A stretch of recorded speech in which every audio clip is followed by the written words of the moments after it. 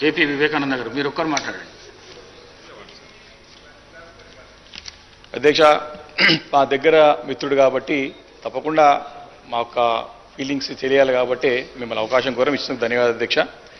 అధ్యక్ష, మాగంటి గోపీనాథ్ గారు చాలా డిసిప్లిన్డ్ గల నాయకుడు అధ్యక్ష. చాలా సిస్టమేటిక్గా, వెల్ డిసిప్లిన్గా, వెల్ బిహేవియర్గా, ఒక ఆదర్శవంతంగా ఉండే నాయకుడు అధ్యక్ష. ఆయన ఫుల్ టైం పాలిటీషియన్ అధ్యక్ష. వారు చిన్న వయసు నుంచి కూడా వారికి అవకాశం లభించిన, అంటే వారికి రాజకీయంగా యాక్టివ్గా ఉన్నా, వారికి పోటీ చేసే అవకాశం లభించకున్నా మరి గత 2-3 దశాబ్దాల వరకు వెయిట్ చేసి 2014లో వారికి అవకాశం వచ్చింది అధ్యక్ష. అంటే దాన్ని బట్టే మనం అర్థం చేసుకోవచ్చు వారికి ఎంత నిబద్ధత ఉందో ప్రజాసేవ చేయాలనే ఉద్దేశం పైన. అంటే వారు కమిటెడ్గా ఫుల్ టైం పాలిటీషియన్గా మనం చూస్తూ ఉన్నాం. చాలామంది ఫుల్ టైం పాలిటీషియన్స్ అరుదైనటువంటి తరుణంలో మరి 1983కి వెళ్ళి స్టార్ట్ అయ్యి 2014 వరకు కూడా వారికి అవకాశం వచ్చే వరకు కూడా వారు ఓపికతో ఉన్నారంటే వారికి రాజకీయాల పట్ల, రాజకీయాల ద్వారా ప్రజలకు సేవ చేయాలనేటువంటి ఒక ఉద్దేశాన్ని స్పష్టంగా మనం అర్థం చేసుకోవచ్చు అధ్యక్ష.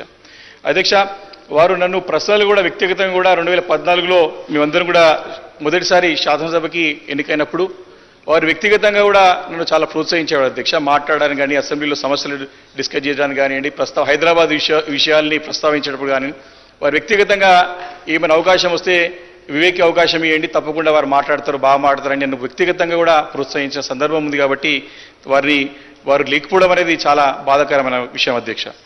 అధ్యక్ష, వారు వయసులో పెద్దవారైనా, నాకంటే చాలా పెద్దవారు, 14 సంవత్సరాలు పెద్ద అయినా కానీ వారు ఒక మిత్రుడిగా, ఒక సోదరుడు దగ్గరగా, ఒక ఫ్రెండ్ లాగా క్రియేట్ చేసుకుంటూ వారు తర్వాత వారి వయసు కూడా తెలియదు అధ్యక్ష. తర్వాత ఆయన అన్న ప్రస్తావించడం జరిగిందని వారి యొక్క మిత్రత్వానికి, ఫ్రెండ్షిప్కి చాలా వాల్యూ ఇచ్చేటువంటి వ్యక్తి మాగంటి గోపీనాథ్ గారు అధ్యక్ష. అధ్యక్ష, మరి గత 10 సంవత్సరాలు కూడా మరి ఇక్కడ హైదరాబాద్ నగరంలో పురపాలక శాఖ మంత్రి ఉన్నటువంటి కేటీఆర్ గారి నాయకత్వంలో మేమందరం ఒక టీం హైదరాబాద్గా పనిచేసినాం అధ్యక్ష. నగర ట్రాఫిక్ సమస్య పరిష్కరించడంలో కానివ్వండి, వరద జలాలు వచ్చినప్పుడు ఏ రకంగా దీన్ని పరిష్కరించాలన్నప్పుడు మేము వ్యక్తిగతంగా మాట్లాడుకున్నప్పుడు కూడా అప్పుడు స్ట్రాటజిక్ నాలా డెవలప్మెంట్ ప్రోగ్రాం కానీ, స్ట్రాటజిక్ రోడ్ డెవలప్మెంట్ ప్రోగ్రాం కానీ ఇలా అనేక సమస్యలు పరిష్కరించడంలో మేమందరం ఒక జట్టుగా హైదరాబాద్లో ఉన్నటువంటి శాసనసభ్యులందరం కూడా ఒక టీమ్గా పనిచేసి మరి పనిచేస్తున్న మూలానే మేమందరం కూడా 3 సార్లు గెలవగలం అధ్యక్ష. ప్రజల మనసులో స్థానం సంపాదించుకోగలిగినాం. కాబట్టి గోపీనాథ్ గారు ఆ రకంగా మమ్మల్ని ప్రత్యక్షంగా ప్రోత్సహించి ముందుకు నడిపించినటువంటి నాయకుడు అధ్యక్ష. అదేవిధంగా హైదరాబాద్ నగర అభివృద్ధిలో తప్పకుండా తనదైన పాత్ర పోషించడంలో ఎలాంటి సందేహం లేదు అధ్యక్ష. వ్యక్తిగతంగా కూడా వారు సొంత ఖర్చులతో, చాలా ఆశ్చర్యంగా లేదు అధ్యక్ష, వారు మెంబర్షిప్ ప్రోగ్రామ్ అయినప్పుడు కానివ్వండి, బూత్ కమిటీ చేసినప్పుడు కానివ్వండి, with in matter of days, అంటే కపుల్ ఆఫ్ 2-3 రోజుల్లో కమిటీస్ పూర్తి చేసేవాడు అధ్యక్ష. మేము వారితో నేర్చుకున్నాం ఏ రకంగా చేస్తావు గోపనాథ్. తర్వాత వెల్ డిసిప్లిన్, సిస్టమేటిక్ అంతా కూడా వారు ఇప్పుడు కూడా పోయిన అధ్యక్ష.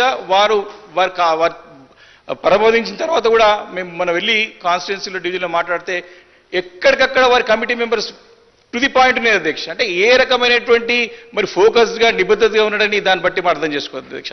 కాబట్టి సొంతంగా కూడా తన నమ్ముకున్న వాళ్ళకి, తన కార్యకర్తలకి, తన అభిమానులకి సొంత ఖర్చుతో కూడా వారిని ఆదుకొని వారికి ముందు నడిపించిన నాయకుడు అధ్యక్ష.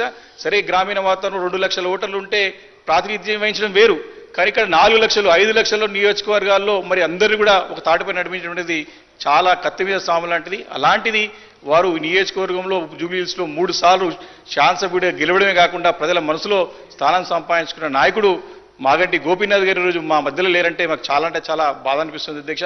వారి యొక్క ఆత్మకి శాంతి చేకూర్చాలని, వారి యొక్క కుటుంబాన్ని కూడా ధైర్యాన్ని ఇవ్వాలని చెప్పేసి ఆ భగవంతుని మనస్ఫూర్తిగా ప్రార్థిస్తూ మరి ప్రభుత్వం ప్రవేశపెట్టిన తీర్మానాన్ని బలపరుస్తూ సెలవు తీసుకుంటున్నారు అధ్యక్ష. Thank you.